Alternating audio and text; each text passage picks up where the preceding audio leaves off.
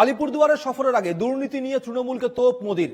এক্সপোস্টে প্রধানমন্ত্রী লিখেছেন, আগামীকাল বিকেলে আলিপুরদুয়ারে বিজেপির পশ্চিমবঙ্গ সভায় আমি ভাষণ দেব।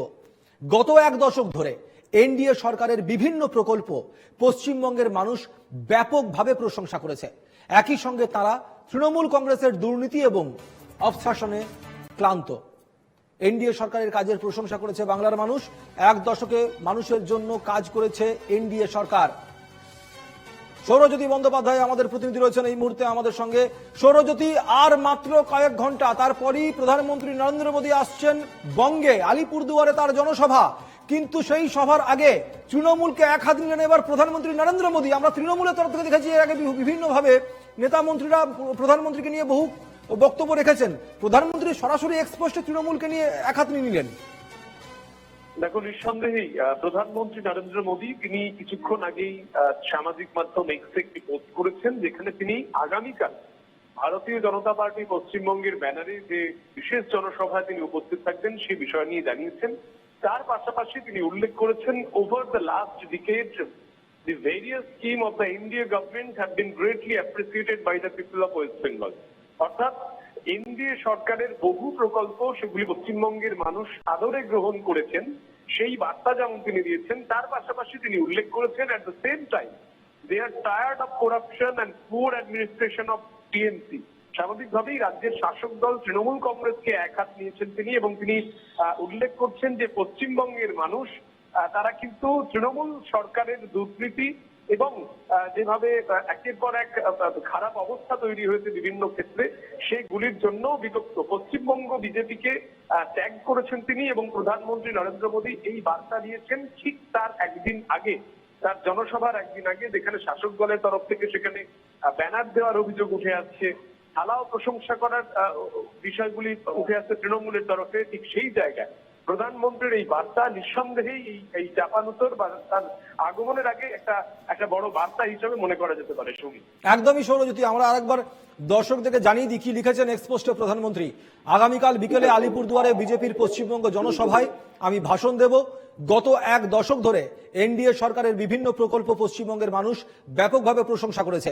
একই সঙ্গে তারা তৃণমূল কংগ্রেসের দুর্নীতি এবং অপশাসনে ক্লান্ত। পোস্টটা আপনাদেরকে বড় করে দেখাবো একবার আমরা। প্রধানমন্ত্রী লিখেছেন,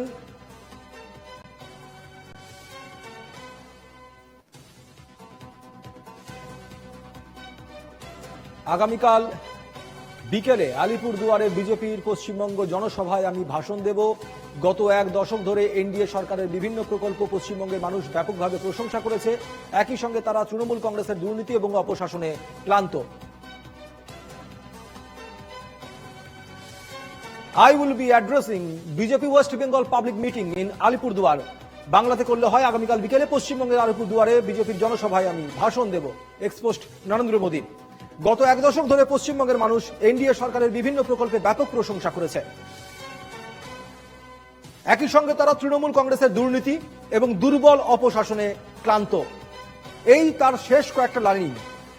একই সঙ্গে তারা তৃণমূল কংগ্রেসের দুর্নীতি এবং দুর্বল অপশাসনে ক্লান্ত। সৌরজ্যোতি বন্দ্যোপাধ্যায়ের কাছে যাব। স্বাভাবিকভাবেই এই বিষয়টা নিয়েও কিন্তু রাজনৈতিক চাপান্তর প্রবলভাবে বাড়তে চলেছে। সৌরজ্যোতি,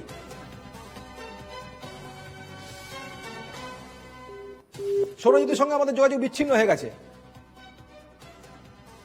আপনাদেরকে আরেকবার এক্সপোস্টে দেখাচ্ছি আমরা। আর আমরা যেমনটা জানি যে আগামীকাল 29 তারিখ আলিপুরদুয়ারে প্রায় 10 বছর পর প্রধানমন্ত্রী নরেন্দ্র মোদীর জনসভা হতে চলেছে। আলিপুরদুয়ারে জনসভা থেকে সরাসরি তিনি চলে যাবেন বিহারে, কিন্তু তার আগে আলিপুরদুয়ারে জনসভায় একগুচ্ছ প্রকল্পে শিলান্যাস করবেন প্রধানমন্ত্রী।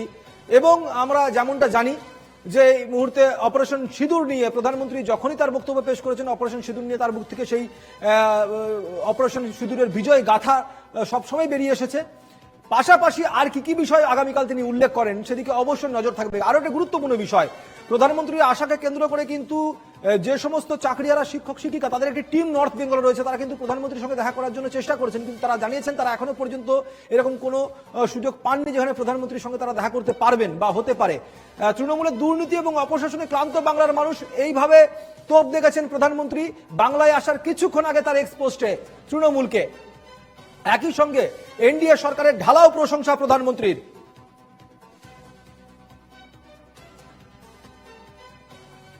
জয়প্রকাশ মজুমদার তৃণমূল নেতা এই মুহূর্তে আমাদের সঙ্গে রয়েছেন। জয়প্রকাশ বাবু, আর মাত্র কিছুক্ষণ পর প্রধানমন্ত্রী নরেন্দ্র মোদী রাজ্যে আসছেন, কিন্তু আসার আগে তিনি এক্সপোস্টে লিখছেন তৃণমূল কংগ্রেসের দুর্নীতি এবং অপশাসনে মানুষ ক্লান্ত। দেখুন, উনি যদি প্রধানমন্ত্রী হিসেবে এই টুইট করে থাকেন, সেটা অনৈতিক টুইট।